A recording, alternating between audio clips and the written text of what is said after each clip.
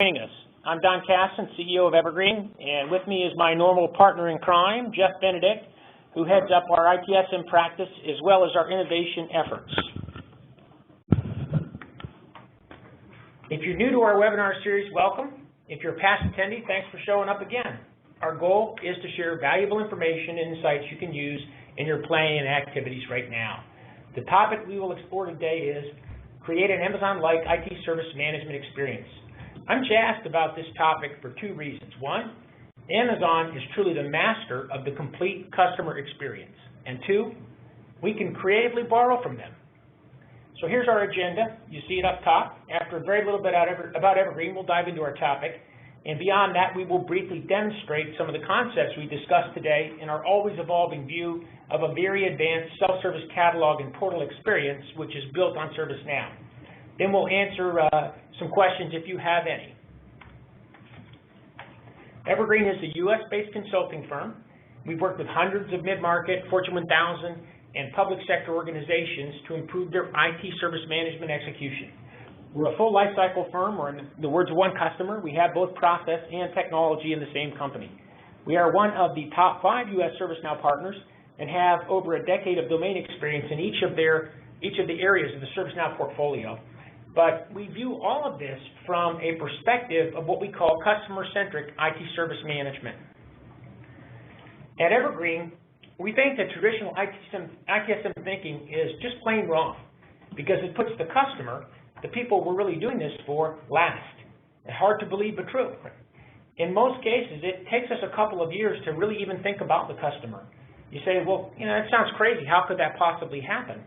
And it's not that hard when you look at it. First off, we have walls around our thinking that we don't even see. This is how it's always been done, so we don't challenge it.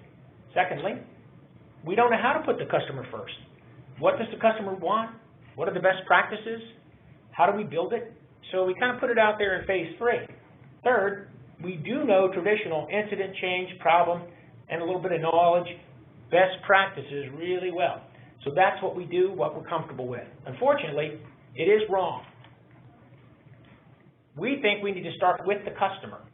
The customer should get a very big win in phase 1. Both the technology and the best practices can support that today. Best of all, if we start with a customer, it will actually change what we do.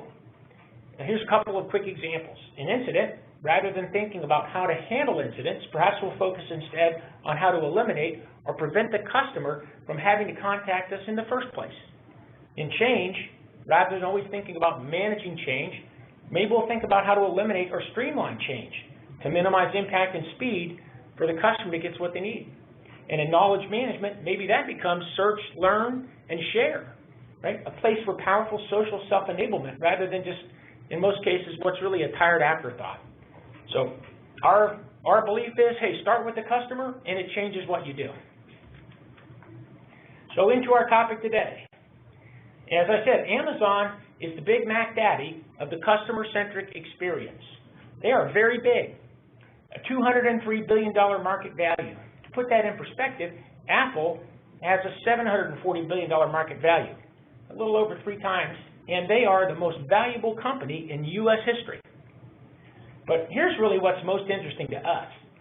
30% of people out there research products on Amazon above anything else, more than people research on Google. And you may not know this, but Amazon Prime, the free 2-day shipping that started out at $69 a year, was a very big gamble.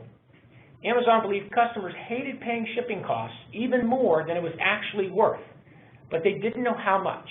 They needed customers to buy more in order to make the gamble pay. They never imagined we would buy 4 times as much. This is a really great example of rethinking your business from the customer's perspective. What is really important to the customer may not even be that hard for you to do. So I can only speak to myself.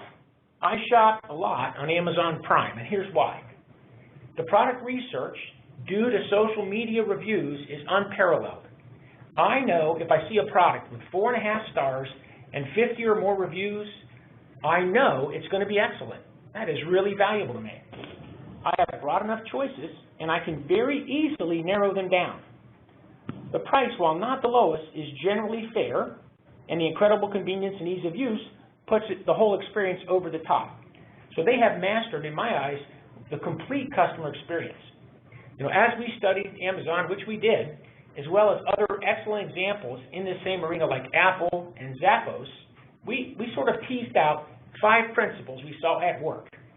They are simple, beautiful, complete, predictive, and leading. So let's take a little bit deeper look at those. Simple means just that, simple, not hard to understand or do. Having few parts, not complex or fancy. This is how people shop on Amazon. They type in what they're looking for and go from there. While any given screen or the entire service end-to-end may have a lot of details, simple means eliminating every word, button, graphic, or item of any sort that is not totally and directly related to the customer's needs in understanding, choosing, and using the service. Then the customer will see it as simple. Here's some key advice, and kind of a classic problem we have in IT. Don't make the customer do our work. That's what we do. Why ask the customer to provide information that we can glean without asking them? It may take a little more work on our part, but that is what is required. If a customer is buying software and we can discover and match their platform automatically, with that software for compatibility purposes, then let's not ask them to identify their PC and self-determine if the software works on it. Principle 2 is beautiful. Now, beauty is the quality in a thing that gives pleasure to the senses, mind, or spirit. While graphics, fonts, and details are beautiful on Amazon, it's much more than that. Try thinking of beautiful as a function rather than as an adjective. Since there is no universal definition of beauty, how can we possibly please everyone? We can't. So while we strive to make every step and screen beautiful by following our principles, the higher order goal is to make the experience beautiful. Complete is having all the necessary parts, not lacking or limited in any way, not requiring more work, entirely done. That's the definition. Everything the customer needs to understand, choose, and use the service is there, arranged to facilitate their decision-making process. Building a complete experience for a service means 2 things. First, for every given page or every place you stop, the experience is complete. Everything you need to decide on or use the service is right there. It's been completely thought out from the customer's perspective. 2, for every step from start to finish, the experience is complete end to end. To be successful, every service experience must be engineered to be complete, end to end. Predictive is to foretell based on observation or experience, and this is something that Amazon really excels at. Predictive goes hand in hand with complete. It takes it one step further, introducing possibilities the customer is likely to want, along with the ability to easily explore them. Predictive is always that little surprise that pleases the customer. I'm a stereo guy. Here I'm shopping for a Bluetooth adapter, right, which allows me to connect lots of things to old stereo gear. I like the Logitech one, so Amazon is being predictive, and they're showing me some cables I will probably need, and then they're showing me what other customers bought along with the adapter. That's smart. Leading is to guide something or someone along the way. Leading is ensuring you're linking each step on the service path to the next for the complete service end to end. Here are the steps Amazon is leading me through. After understanding the item has the functionality I want, I can then go to reviews and see if it is the quality I like. And I can go to the frequently asked questions to answer any further concerns I might have, like, does this work with my stereo system? Once I place the item in the shopping cart and click buy, only then do I need to sign in. Pretty smart ordering of what they are asking me to do. They could ask me right up front, but if I'm just browsing, that's going to be an inconvenience. So they think about these steps as they go. Then, after that, I can quickly choose shipping, gift, and payment options to go from cart to purchase as easily as possible and quickly as possible. That's good for them, and it's good for me. Beyond that, it's also about taking the customer somewhere you want them to go, like maybe signing up for the company's new BYOD support offering, assuming you make it worth their while, right? Or a new single sign-on capability, which could be better for them and better for IT. We use the 5 principles, simple, beautiful, complete, predictive, and leading, every day in the work we do with our clients. Now let's take a look at what we call the three constituents of a service. It's not just the customers. We have three constituencies: the customer, the providers, and the managers. All must be involved and have their needs met to create any truly viable service. The customer wants an excellent customer experience, and to deliver that, we must think like the customer and design from the customer in, not IT out, or the customers will reject it. The provider wants execution effectiveness, and if we don't build in a way that makes them more efficient and effective, they won't support the change with the customers and will work around the system. The manager wants governance and accountability, and without these, we cannot price and deliver a service consistently with high quality. For customer-centric, what is most critical is always designed from the customer in rather than IT out. And this is really the highest value principle because it's the Achilles heel of a service. If the customer won't use it, we're done. As you begin creating services, it's also critical that you add some forward-thinking customers as full participants to your service design team. I know for a lot of us in IT, that seems like an unnatural act, and it feels like it will be inefficient and take too long. And since we're always in a hurry in IT, but forward-thinking customers will keep you aligned against value, make you more efficient, and serve as proponents with other customers as you make progress. A complete service experience is end-to-end, as we said, start to finish, with consistently high quality. If not, the customers reject it. A big key to success in building complete service experiences is the interplay between the providers and the customers every step of the way. There's no way it can just be good for one or the other. Both have to benefit. As mentioned, the provider is looking for this execution effectiveness. They can get this by simplifying and automating high-volume, repetitive tasks.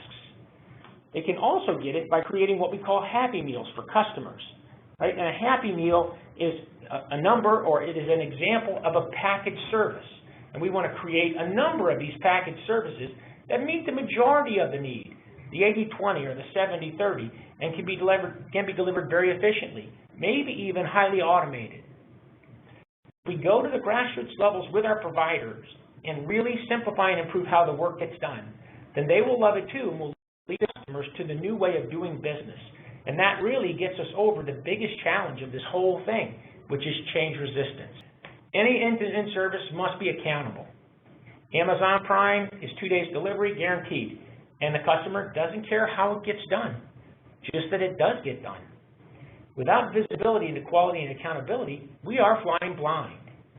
I don't care if you call it SLAs, OLAs, delivery expectations, or KPIs. Every service requires a delivery expectation, and then you have to beat it.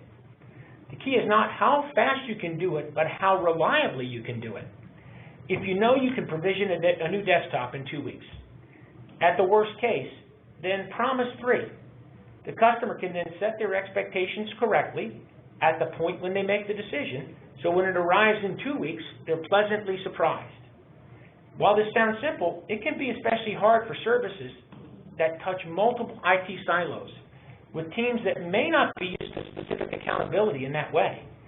But you cannot avoid it, or you won't deliver a complete service experience. So start conservatively with targets you know you can meet, then share them on a regular basis with the end-to-end team that delivers the service. They will naturally begin to find ways to simplify and speed up the process. It's a well-established principle of human nature. They're all trying to do a good job. This happens. Okay, so now let's take a look at a 4-step process for building your own Amazon-like customer experience. Step 1 is building a beautiful customer service portal. Start with improving the customer's IT experience. Your initial self-service portal and catalog can be operational in a month or less.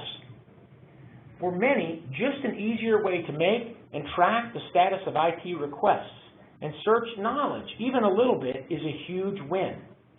Even if there aren't any pre-built services in the first release. And I know we have a number of clients, this was their first big win.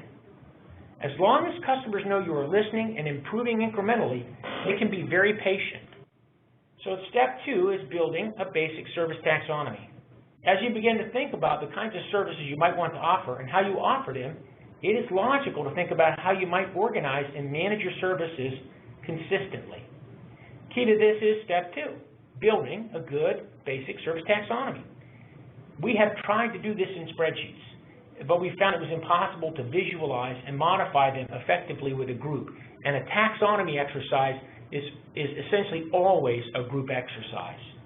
So we built our taxonomy models in an easy-to-use, simple, and inexpensive mind mapping technology called XMind. Here you see a high-level view, 2 categories of IT services, customer-facing and internal, as well as shared services and line of business services. We'll look a little bit deeper here. And as mentioned, we break IT services into 2 groups, customer-facing and internal IT. Now, you don't have to follow this convention, but these are often mixed together, which really confuses everyone. Here you also see one of our service taxonomy principles that we proved out through trial and error, that the taxonomy labels are for the customer and the framework is for the providers. Any section of a taxonomy is targeted at a particular customer set or consumer. And since we want to think like the customer, then the labels in that section should be in the customer's language, not in the provider's. What do we mean, though, when we say the framework is for the providers? Well, the framework is the way the providers can understand the breadth and depth of services and combinations of services offered. If you have 300 services, could you really understand a numbered or alphabetic list of them? It would be too hard. So the framework is for the providers to help understand the services and combinations offered logically to avoid creating redundant services, to better combine existing services, and to ensure that services are aligned with the right customer. Not to forget Amazon. Here's really a small subset of their huge taxonomy. And you can open their taxonomy right from their homepage if you want to see it, which I guess this is appropriate for the Earth's biggest selection, which is what they call this. If we look under Home, Garden, and Tools, which is that, let's see, it's this category right here, we see a subcategory, right, which we call Patio, Lawn, and Garden, and then that opens another level in the taxonomy, which includes generators, grilling, and patio furniture, to name a few. So you can see it more or less follows the same process we're talking about. Step 3 is piloting some key services. This is really important to think about right here. We find that IT in general has a lot to learn about designing and delivering customer-centric services, because we really have never done it before. We found the best way to learn is iteratively in small steps. This can be accomplished by building 3 to 5 example services that are good candidates. Often, good targets are things that are low complexity and high volume. And during this process, everyone learns a lot. Along with that, it's not unusual for the owners and staff in any given silo area of IT to feel a bit protective about what they consider to be their services. This can be a combination of maybe a concern for job security, as well as the desire to control in order to ensure quality outcomes for their customers. The truth is that while a silo may have specific services they do deliver, more often than not, they are part of a larger combined service offered to the customer. As a result, no one group in IT owns the customer. We all do together. Using a pilot rather than production approach is really magical in lowering the perceived risk, right? And it doesn't mean it's permanent. Hey, it's only a pilot. We say that a lot when we're working with a client. And opening minds to working better together. So the last step, step 4, is building a service factory. This is a service portfolio. We call it a service factory because it's a little bit easier for people to sort of understand what that means. And it really is essentially a factory. So when we have a handful of services, they can be built and maintained individually. But what about when we have hundreds? We then need a consistent production-like approach. We need a services factory, which we use to manage services over their useful lives. Let's take a quick look at the flow of work in this kind of a factory. At the front end, we have Consider, which is our demand or intake funnel. If you're successful in getting this going in your business, it's quite possible you're going to get more requests for new services than you can deliver. Which are most important? Which have the greatest value to the company? How do we communicate this fairly to the customers asking for new services? That's what we have to think about in that demand funnel. Next comes Build, where we construct a service. Though it sounds strange, our goal should be not to build a service rather than build one. The more unique services we have for more and different customers, the more complex our service catalog becomes. We want to follow a building block philosophy in constructing services Start by creating a family of simple services which can be reused across IT. Manage more simply and combine like building blocks to better create other services. So there's a little bit of forethought that goes into this build phase. Then comes modify, which is what's happening to that service over its useful life, or updating or making changes.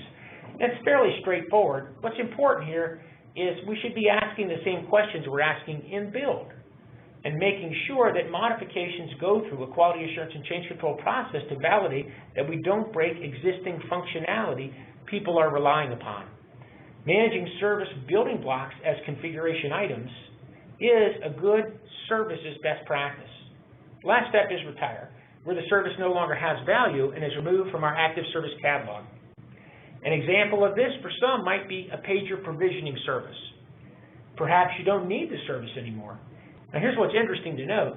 While the service may be retired, it may also be made up of a number of services building blocks that are actively in use across the enterprise. It's only this unique combination of these building blocks that is being retired. It is worthwhile to review your services on a regular planned basis, as having a lot of old, not very relevant services makes your catalog harder to navigate, and it makes it look out of date or not keeping up with the times in your customer's eyes. Okay, so that was a lot to cover in presentation today, but we're through it. I will now turn it over to Jeff, and he can demo some of the concepts we have covered today. So let me start with, I'm going to show you a real example. And this is from a ServiceNow customer of ours, and this is a form, basically a screenshot of a form that they present to their customers to request training. One thing I want to highlight with is if you scroll down this form, you'll see there's quite a bit of input that is being asked of this individual user. And so, as a consumer or customer, when I see this form, my first reaction is that I get overwhelmed, and I would likely give up on this request and probably seek alternative ways to submit this request, whether that be, kind of phone a friend or some other lifeline. And we see this quite a bit where the interface to the customer is really focused on more the needs of the fulfillers and making sure we get all the information we need to fulfill the request rather than those needs of those consumers. So we want to make, kind of think of this differently, right? Think of this from the perspective of the customer and what are their needs and how can we best fulfill their requests and their needs. So going into ServiceNow, I'm going to start with, this is a look at a self-service portal that we built on the content management system of ServiceNow. And it leverages kind of a metro-style layout, look and feel, which, the style can certainly change, and I'll highlight this in a moment when we get further on. But some of the things you'll see here, first of all, I do get kind of a dashboard kind of element here where I can see my activities and some of the counts via badges to help me understand kind of where the activity is going on within the organization in context to me. I can also see more information about certain types of requestable things with additional information that's revealed on hover. And another thing you'll see here, there's only a couple articles here posted to me, but the concept is here in terms of presenting different news and scrolling announcements to the consumer that would be contextually relevant to them and their job function. Another common need in these portals this day and age is for it to be responsive, to work on iPhones, on tablets. So some of the experience you would see here is that as I'm in an iPhone width, it adjusts its container and its presentation to that width.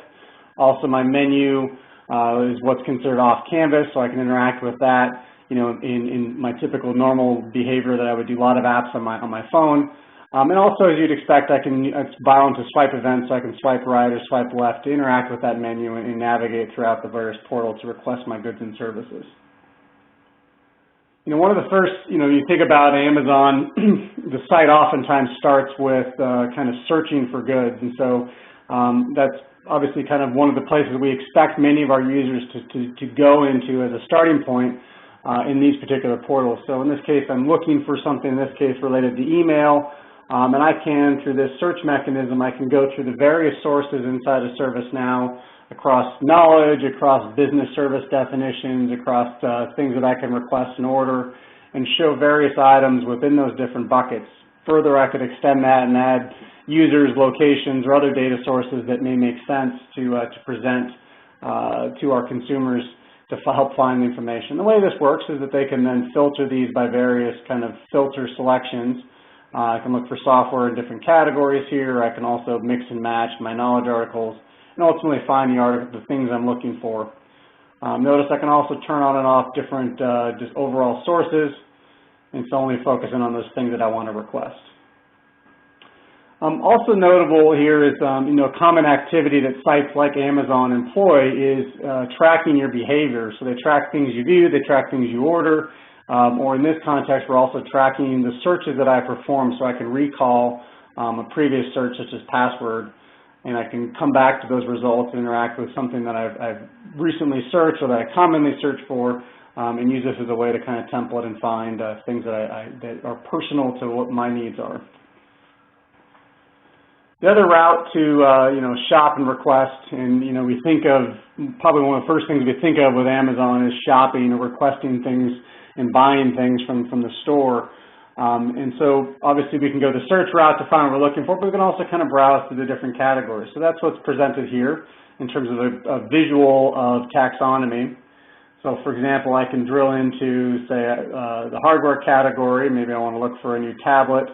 I can find an iPad that I want to get, and as you'd expect, I can add that to my cart, or I could add it to my cart if I was to fill out my shopping method, or I can add, maybe I don't want to have something I have to pay for, maybe I want to add a desktop instead to my cart, and I can add that kind of through this mechanism.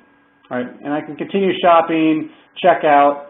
Order now would be the equivalent of that one-click action within Amazon, and I can add multiple items to my cart, and I can ultimately proceed to checkout, which I can access from there, or I can access from I could leave and come back to this and come back to my cart at a later date, and ultimately place my order.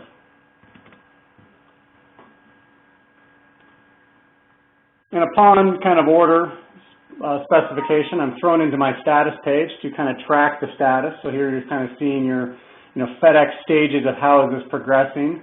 I'm also setting expectations with our consumers as to when can they expect this. Another friendly thing that Amazon does in terms of setting expectations of when you can actually expect it to hit your doorstep. Another element you'll see out here that we are doing is we're pushing messages to the consumers. So any notifications or alerts that are relevant to me, I can see kind of through this messages area. So in this case, this is a receipt of a new order I've placed, but if there were an update to the stage or its progression, or if the delivery date were to change, that can be communicated to me through this mechanism, as well as any other broadcast alerts, outages, service issues can be pushed to me through this kind of notifications and alert area of the portal. I'm going to look at another request example, go into business solutions here. So let's go request access to Salesforce.com. And, one of the first things that's happening here is that you'll see there's a reference to, this is part of a related service of Salesforce.com services. Some of the information that I can see when I click on more information about Salesforce.com is I'm providing some transparency to the consumer as to what they can expect from this particular service. So they can see what's in scope, what's out of scope. They can also see kind of what's the health and current status of this particular service.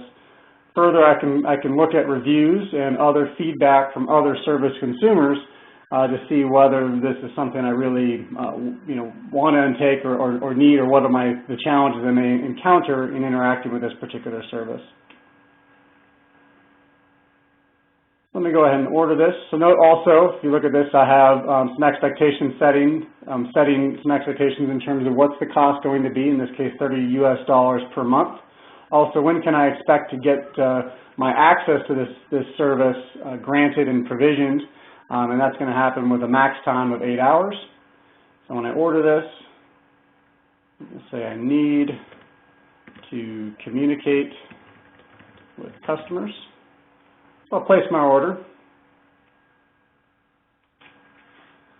And this particular request is special in that the fulfillment plan for this has no user involvement whatsoever, and only if there were issues with the automatic provisioning of my access would would tasks be doled out to groups and individuals to set up my access in a more manual fashion. Otherwise, all the work's going to happen through an orchestrated and automated means.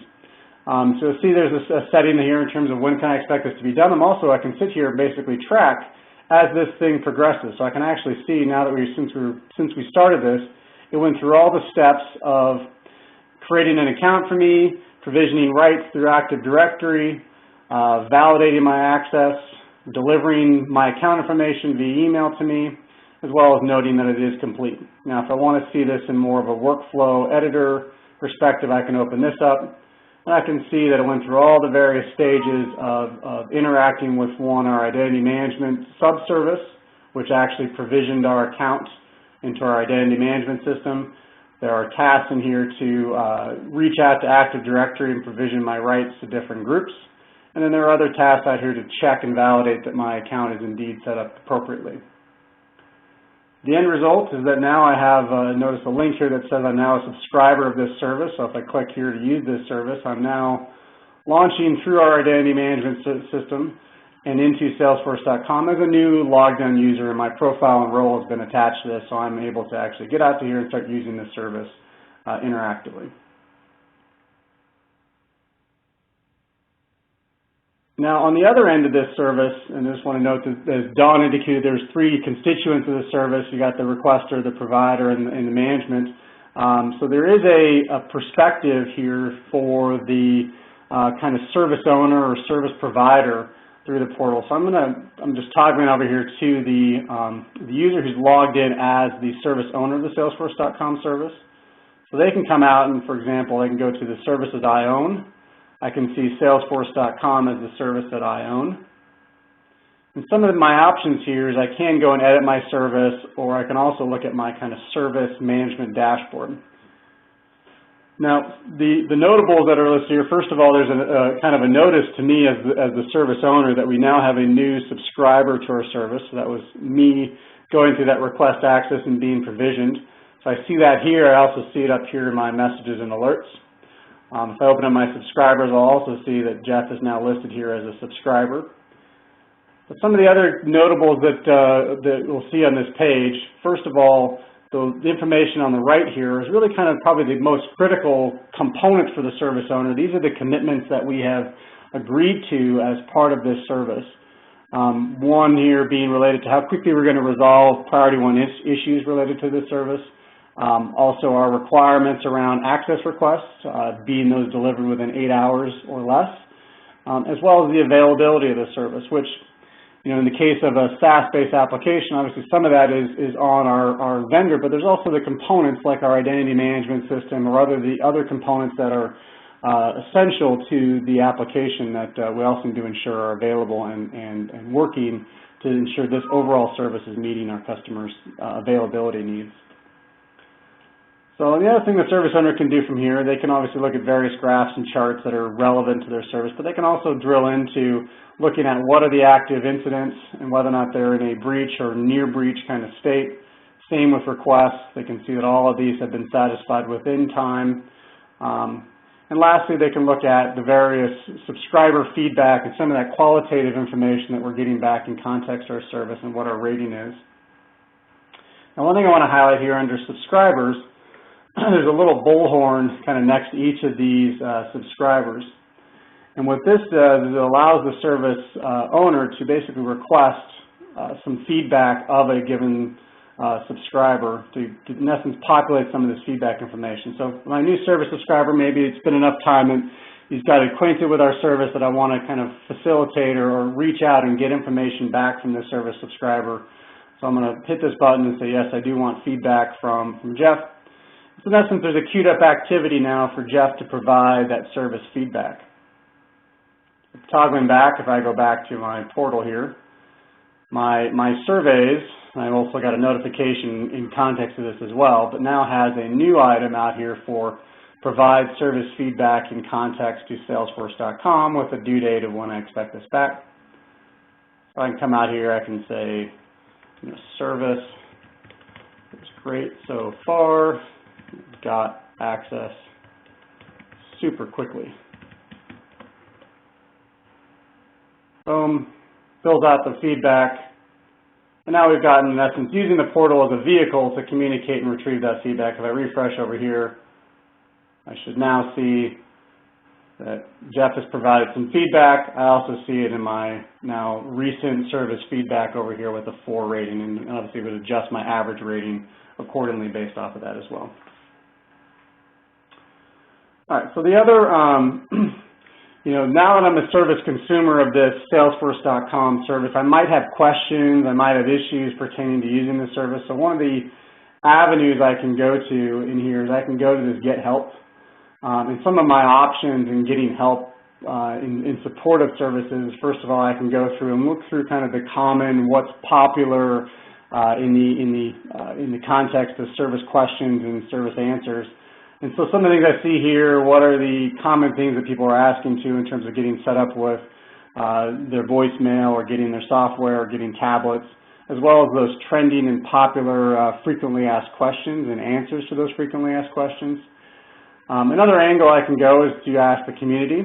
So we can leverage things like live feed inside of ServiceNow, or you could use Jive or Yammer or some other collaborative tools to kind of, in essence, broker or allow, broker community-based feedback and support to help collaborate and provide guidance and support on a given service. The last area, this Contact Us, is a little more of a scripted way of getting support. So I can come in here and choose Salesforce.com, for example, and then I'm presented with some topics that are contextually relevant to this service. So maybe I'm having questions around my access. And the first thing it's going to do is kind of suggest some knowledge articles that may assist me in self-solving my particular questions related to Salesforce.com access. And if I still need help, then I can launch out here and kind of go through different channels of communication or engagement to get that support that I need. And this is topic-centric, so depending on the topic that's out there, I might not have chat available, I might not have a live feed group specific to it. But in this case, this is a situation where a service does have an available chat, so I can maybe choose to chat specifically with a Salesforce.com expert to help me with my questions. Or I could go through an appointment basis, which would be similar to get that one-on-one consultation, but more in a Genius Bar kind of model where I'm scheduling within the available windows of time an appointment that I can get that one-on-one consultative advice and support. Also, as I said before, you could have contextually relevant topical live feed groups. So in this case, I can have a group specific to Salesforce.com where I can share information related to that product or service offering and get answers from my community rather than just through a knowledge base or from the support experts themselves. And lastly, I can go submit a help request to kind of traditionally submit a ticket and get some answers back related to my questions or issues that I'm seeing. Kind of I've been focused on this MetroSouth portal. One thing I want to highlight in terms of just, actually, I think I have it out there already. Let me close some of these windows. Is, you certainly can present these content management systems and portals in very different looks and feels, and certainly for the customers we work with, we look to brand the experience so that it's common to the consumers so they can move from other sites they use to these portals in a fluid and easy manner. And this particular portal solution, is an example of kind of highlighting some of the things that Amazon does as well. So you'll see, first of all, this is probably a little more prominent of a search. So in essence, pushing or steering the user towards doing a search first kind of based solution. Another notable aspect is a lot of information this user can consume from this initial page. So I can quickly see information that's suggestions to me, or I can quickly browse through our service taxonomy. I can also look at my status of tickets strictly from this page, as well as any of those alerts and outages and notifications I can see from this main page. Much of the spirit of what Amazon does is that they leverage your preferences, they leverage your account information as well as your kind of behavior to make suggestions. So you'll see here some items that are suggested to me based off of my kind of position and what other people within similar positions use or leverage within their support function. The other things I see down here are my activity-based information, things that I order regularly and commonly are kind of pushed to the top, as well as the things that I'm commonly or recently viewing, as well as my recent searches. So I have a way to quickly jump to that. I can, if this is information that's not applicable or relevant to me, I can also hide this and just kind of ignore those suggestions and jump quickly to those things that are common requests or common engagement channels of support. So that concludes what I hope to show today. I do thank you for your time, and I hope this was helpful in seeing, first of all, how ServiceNow can deliver a customer-centric experience and hit on some of those notable features that Amazon employs. Okay, thanks, Jeff. Let's see. Okay, for next steps, if you found this at all interesting and you wonder what might be a logical next step, here are a couple of different options. If you're interested in our advanced self-service catalog and portal, the functionality, it is available as a self-service demo, fully functional. You can get your own login, just follow the links on our website, and then you can experiment with it to your heart's content. You can place orders, you can put in requests, you can check status, you can search, you can do everything that Jeff was doing from a user interface standpoint. If you're looking for a better, easier way to organize and categorize services, then you can take a look at a short demo we have of our Service Taxonomy Mind Map application on our website, and it really makes it so much easier to understand and manage the service infrastructure. Or if you are considering a broader service catalog initiative or aren't sure where to start, what we have found to be very popular and work very well is a one-day private workshop, which we hold on your site for up to 15 attendees. And it's designed to educate your team, uncover the key business drivers and roadblocks, create a common language and direction, and to get your team on the same page. And we go through the service design process, we go through the functions of the service catalog, we go through a taxonomy exercise. It's a pretty deep day, and you learn a lot in that day, gets everybody on the same page, and it can save months of effort in building consensus and understanding to get your program moving. So we think it's a very nice value at about $4,000, which includes the travel costs. So that's all we have to talk about today. Let's open it up for questions if we have any. And we do have some questions. And Jeff, I'm going to start with the ones for you while your demo's fresh in people's minds. I got one in relatively early in your demo, a question asking, are the software development projects, for example, greenfield, brownfield projects, et cetera, part of the solution? And then the second question, part of this question is, can enterprise users order development projects? So certainly, I mean, I guess on the last part of it, the ordering, I mean, anything you can think of as a request, form-based request can be made, publishable, or make it publishable via the portal is something that you would take the inputs from the user and submit as a new input request from a requester. So that's certainly, a common use case in here. In terms of kind of tracking software development lifecycle, either a release or a sprint or whatever your methodology entails, certainly that information, there is a place in ServiceNow to do SDLC management and manage the releases, the stories, the various sprints and activities. So certainly that information could be shared with a consumer or a stakeholder via the portal. Status page would probably be the most logical place to share that information as a way to say, here are the SDLC product development releases that I care about in the current state of activity, current state and or recent activities that I could consume as an interested party in those activities. Okay, great, thanks. And I do want to remind everyone, when you send a question, please use the Q&A panel and send it to all panelists. If you send it just to Jeff or Don, they might not miss it. So all panelists, please, on the Q&A panel. Jeff, next question for you. What characteristics would you see being utilized to drive the presentation of information in the portal customer?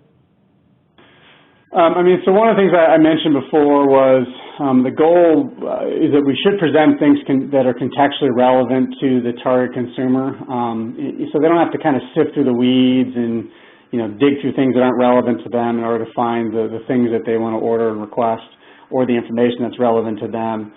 I think the how this is accomplished is where things might likely vary.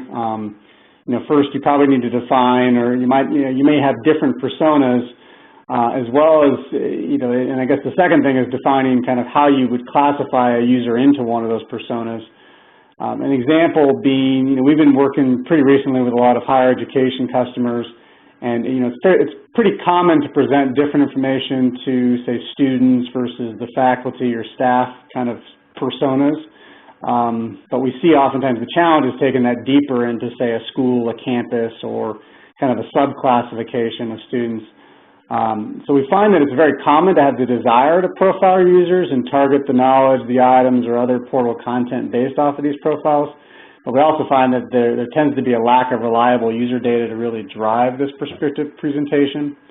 And so, if we can't profile or prescribe content, another approach is, and I kind of hit on this a little bit, is to empower the customer with some personalization options where they can kind of choose their preferences, set their favorites, set their filters. Another thing is to do similar to what I did before, or what I showed earlier, which is using their kind of activities or history to influence what information is presented to them. Okay, great. Thanks, Jeff. Jeff, another one for you. The catalog you have presents a unified view of products or services to customers. Have you worked with any clients where the teams who work together were siloed by function areas, for example, Windows and Linux, right? Linux Server OS. And if so, how much does a solution like the Metro-style catalog add value? That's a good question. You want me to read it again, Jeff? Yes. The catalog you have presents a unified view of the products or services to customers. Have you worked with any clients where the teams who work together were siloed by function areas such as Windows and Linux Server OS? And if so, how much does a solution like the Metro-style catalog add value? I have a comment on that one, if you want me to start, Jeff. Yes, go ahead, Don. My phone was kind of breaking out a little bit, so I might have missed some of it. But go ahead, Don. Okay. So this is a classic situation. IT is organized in silos, which are centers of competency, right? And that's that's a logical way to organize capability because it creates mentoring and apprenticeship and sharing, right? So it's a perfectly logical way to do things. That said, that is not the service delivery point. Right, the service is what the customer requires, right? And in most cases, to use that example, the service is not somebody wanting a Linux operating system; it's somebody wanting a new platform, right, or an upgraded platform. And it would be more than just the operating system. So that provisioning service of Linux is a sub-service that's part of a larger delivery motion that is customer-centric. Right, but it's still a service that gets delivered as part of that bigger motion, so it has to be managed that way as well by the team. And that kind of brings up the point I was making in the taxonomy, that the taxonomy is built for the customer from a labeling standpoint. If I'm in IT, we've got two different IT taxonomies, one for IT internal, let's call it, and one for customer facing. Well, they use different labels, right? And in some cases, the services are different as well. But that labeling is what the service the customer wants, and then the combination of things to generate it can be and usually comes from multiple sides of IT. Right, so this is changing from silo to service. All that said, we're already delivering services. It's just in the hardest possible way we can, right? And we don't, as a team, have visibility into our quality execution end to end. Yeah, and I think you said it well, Don. I mean, I think certainly, there is a product capability with the ServiceNow to be able to have multiple different portals for different functional, silos, as you said, Linux versus Windows, et cetera. Though I think we think about it from a customer lens, they may not really understand that they need to go one place for one thing and one other place for another thing. If you think about it from the services that they want to consume and in the language they consume, likely it's going to make sense to have a single portal for them to come into. Now, how you manage that on the back end may differ based off of, organizations and silos and departments and areas of responsibility and so forth. Great, thanks. I have a question, and I'm kind of chuckling only because I think it's a topic that we've talked about revisiting before, and we've certainly done the webinar before. And Don, I will ask you, what is the difference between the request catalog and the service catalog? And so kind of inside joke, we've talked about revisiting some of our older topics, so maybe we need to do that. Don, I'll let you answer the question. So yeah, there's a webinar specifically on that, which actually was the first one we ran in the webinar series, I think back in September of last year. And partly this is axiomatic. The way we look at it, a request tends to be in this parlance, and you can go into IDLE and dig into it, but a request is typically a single-threaded kind of activity or action, and it may not be a service, it may be customer-centric, it may be a one-time thing, like I would like a tablet, or I want to get a printer. Requests tend to be linear and sort of rifle shot-ish. And from a service is a broader view of something, and a service generally has a broader combinations of things from which requests can be made. And for example, in a service catalog, we have a service called SAP. And it's really not SAP, it's financials, right? But SAP is a big part of what that service is. So it becomes a labeling question. And in that, we have a system availability. We have we have to maintain certain uptime. There's a quality of service. There's security. There's a number of things that are delivered as part of that service. But you could also request access to accounts receivable, which is like a request off of that service, right? So typically, the request is, like I said, maybe a single-threaded kind of individual activity, and the service is more of a pervasive, longer-term combination of things. And that's a layman's way of describing it. We could go more wonky on it, but I think that probably suffices for the moment. Okay, great, thanks. Just a reminder, I will be sending an email out no later than tomorrow with a link to the recording and to the slides. I did receive some questions about that. Jeff, another question for you. Is there a way for the service owner to manage and remediate negative feedback? I mean, certainly as we saw on the portal, we highlight kind of the service owner, any of those kind of negative feedback they get. Though to date, we haven't really built any workflow into ServiceNow for kind of remediating or responding or kind of taking action on that feedback. I will note that this is on our kind of to-do list that we're kind of optimistic about having folded into the solution in the next coming months.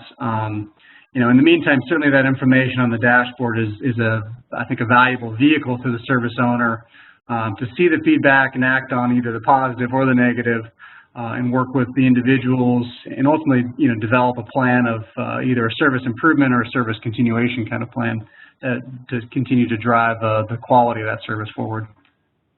Yeah, thanks for asking that question, because that's one of the requests that's near and dear to my heart on our roadmap. Another question for Jeff. For the guided help, can YouTube video, SharePoint, or forum content be presented to the user as an aid? Yes, and I would say this is certainly a growing requirement as I'm sure many of you are familiar with, more and more of the answers that our customers are looking for or asking questions in regards, might reside in knowledge repositories outside of ServiceNow or even outside of the organization. In the demo, I showed kind of knowledge articles that would help the customer kind of work through access questions pertaining to Salesforce.com. And I think that would be, a good example where you would likely want to tie in YouTube videos on the subject, along with kind of, a Salesforce.com customer forum content that would aid the customer. The challenge we oftentimes find is that finding the appropriate solution to kind of harvest all these various sources into one single weighted results list is not always the easiest thing to accomplish, mostly because there is a lot of information out there. We do have some customers that are utilizing with some success tools like Google Search Appliance. Covio is another solution that we've seen with some success, as well as Right Answers, as kind of a means of bringing these multiple information sources into a single search, though I don't know that any of them are actually using them to reach out beyond their own walls to look at, public internet content or community sites, anything like that. Great, thanks. Don, I think this is probably for you. What are the 3 biggest mistakes organizations make in trying to create an Amazon-like experience? Well, that's an easy answer, although it's hard to limit it to 3. Let's see, probably first biggest mistake is, and a lot of these things are based on the nature of IT and its habits and its culture. But the first thing is that IT tries to do this in a big bang way rather than iteratively. And in our experience, that never really works very well because there's no learning process in play. And there's a lot to learn about customer-centric IT service delivery. And that usually is an iterative thing. So when IT does it big bang, it usually is kind of one big bad outcome then. And we've seen this many, many times. Secondly, those of us in IT have an out-of-control sense of urgency in our DNA. We've got to keep moving. We've got to be doing. And this usually results in cutting the customer out of the loop when we go through the design process and assuming that we know what the customer wants. And that is just not the case, right? But it takes more time to ask and to understand and seek to understand. It's a little bit harder. Thirdly, the effort to build a durable end-to-end customer service experience is usually underestimated. And in any particular experience, it does take some time and energy, and IT often, short sells that and ends up with a pretty storefront only, but a poor customer service experience end to end. So those are three that stand out. Great, thanks. And also, Don, for building a service factory in ServiceNow, can you use the demand and portfolio modules? Oh yeah, absolutely. It's absolutely essential to get a service factory process into the platform, because then the governance and the process compliance are baked in, and they arrive naturally with the flow of work, which is that's nirvana. That's what we want to have happen. Right now we are working on a new product in this area, a complete end-to-end full lifecycle service factory solution built into the ServiceNow platform using demand and portfolio, and hope to bring that to market before the end of the year. Okay, great, thank you. A quick response, someone asked me about our past webinars. If you go to evergreensys.com, that's evergreensys.com, and then along the top you'll see a tab that says resources. If you go there, you can sign up for future webinars and find recordings of all of our past webinars. I also had another question come in. Bear with me, I am scrolling through here to try to find it. Let's see. This question will probably be for both of you. What are some of the ways to make a service request process easier and provide a better experience for our customers? Well, I can tell you, I can take a stab at part of it first. If you look at what we talked about today in the design principles, they're all customer experience based, right? And you're always trying to create a complete self-service experience for the customer that is enjoyable. That's really what we're trying to achieve here. And, not everything can be fully self-service, but the goal is to drive it as far as possible. And when that's done, then that experience, it's all about that overall experience and making sure the customer feels end-to-end it was quite enjoyable as a request process. So that's your high-level goal. The 5 principles will help keep you in line any given time, right? Like you can say, hey, that's not simple enough. We want to be simple. But simple kind of fights with complete, if you think about it, in a dynamic way. It has to be simple and complete, right? So that's an interesting paradox. The two together interplaying improve both, right? Last but not least, there's lots of great places you can always go to look and service reference. Go to Amazon if you're ever struggling, like what kind of customer experience are we building? Go to Amazon and be the customer, or go to Zappos and be the customer, right? And it allows you to snap your frame of reference instantly and go, that's right. This is what an excellent customer experience looks like, because now I'm acting like the customer. And as simple as that sounds, it's hard to think like the customer when you're the provider. Great, and I think I've got all of them. Let me do one quick scroll here while I've got everyone. And again, the email will go out no later than tomorrow with the link to the recording and the slides. And I do think I got everyone's questions, so I want to thank everyone for your time today and for joining us. We will be announcing another topic, most likely by Monday, so please do check the resources page of our website and stay tuned for an email from me no later than tomorrow with today's content. Thank you. Thanks, everybody.